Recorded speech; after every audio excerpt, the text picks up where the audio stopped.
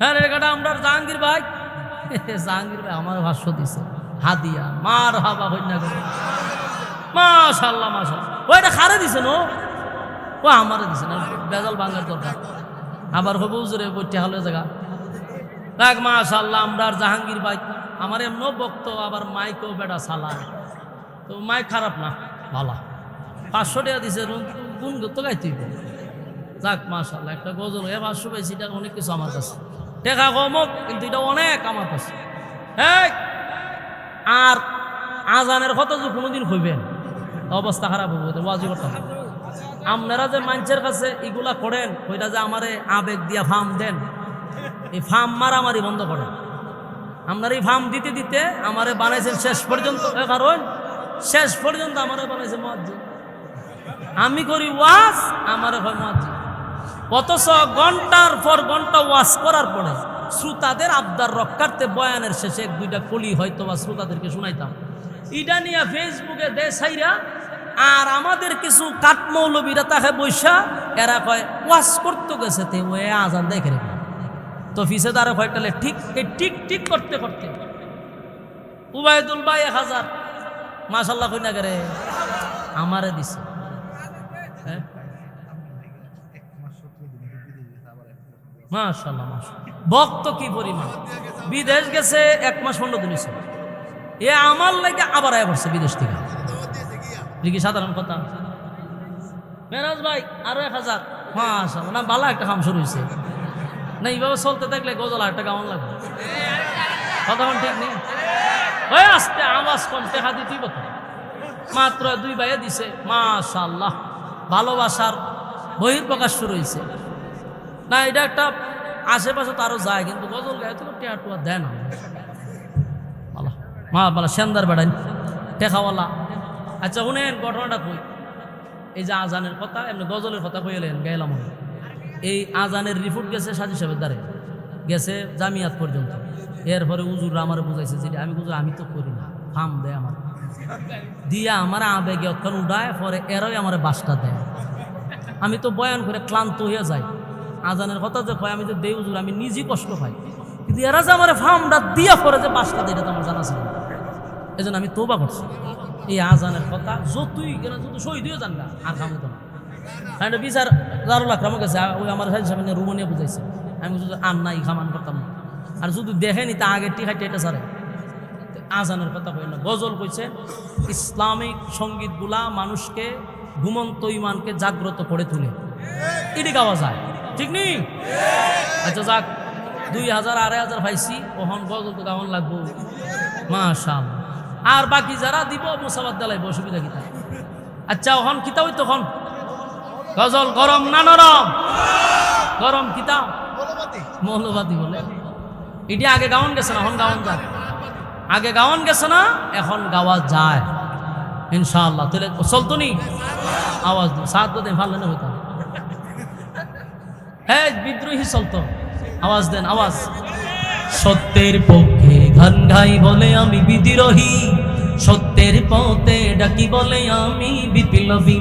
কোরআনের কথা বলি তাই বলে আমাকে মৌলবাদী, জিহাদের কথা বলি তাই বলে আমাকে জঙ্গিবাদী। আমি বিদ্রোহী বিদ্রোহী বিপ্লবী মৌলবাদী, কেন জঙ্গিবাদী? বিদ্রোহী বিপ্লবী মৌলবাদী, কেন জঙ্গিবাদী? সত্যের পক্ষে গান গাই বলে আমি বিদ্রোহী, সত্যের পথে ডাকি বলে আমি বিপ্লবী। কোরআনের কথা বলি তাই বলে আমাকে মৌলবাদী, জিহাদের কথা বলি তাই বলে আমাকে জঙ্গিবাদী। আমি বিদ্রোহী বিদ্রোহী বিপ্লবী মৌলবাদী, কেন জঙ্গিবাদী? কি মনে করে ওই হনুমান, দাড়ি টুপি দেখলেই তালেবান? বাস্তব না বাস্তব কিনা বলে? কি মনে করে ওই হনুমান, দাড়ি টুপি দেখলেই তালেবান? কি মনে করে ওই হনুমান, দাড়ি টুপি দেখলেই তালেবান? তবে সিংহের চেয়েও বেশি ভয় পায়, তবে সিংহের চেয়েও বেশি ভয় পায় মাথায় পাগড়ি দেখে যদি বিদ্রোহী বাস্তব না বাস্তব? বিদ্রোহী বিপ্লবী মৌলবাদী কেন জঙ্গিবাদী? বিদ্রোহী বিপ্লবী মৌলবাদী কেন জঙ্গিবাদী? সত্যের পক্ষে ঘান ধাই বলে আমি বিদ্রোহী, সত্যের পথে ডাকি বলে আমি বিপ্লবী। কোরআনের কথা বলি তাই বলে আমাকে মৌলবাদী, জিহাদের কথা বলি তাই বলে আমাকে জঙ্গিবাদী।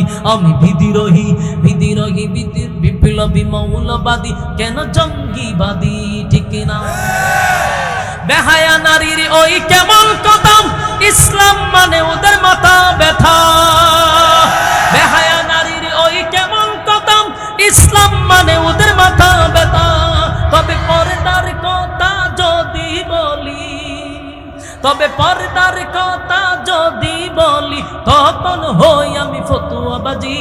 বিদ্রোহী বিদ্রোহী বিপ্লবী মৌলবাদী কেন জঙ্গিবাদী? বিদ্রোহী বিপ্লবী মৌলবাদী কেন জঙ্গিবাদী? জন্মের পরে কানে আজান কি দেয়নি, তুমি মৌলবাদী ছাড়া হওনি। জন্মের পরে কানে আজান কি দেওনি, মৌলবাদী ছাড়া তুমি হওনি। ঠিক নি? এই যে গোলামদার মৌলবাদী দেখে বাংলাদেশ দেখা, এটির সবটি কিন্তু মুসলমান লেবাসদারি, নিজের মুসলমান দাবি করে।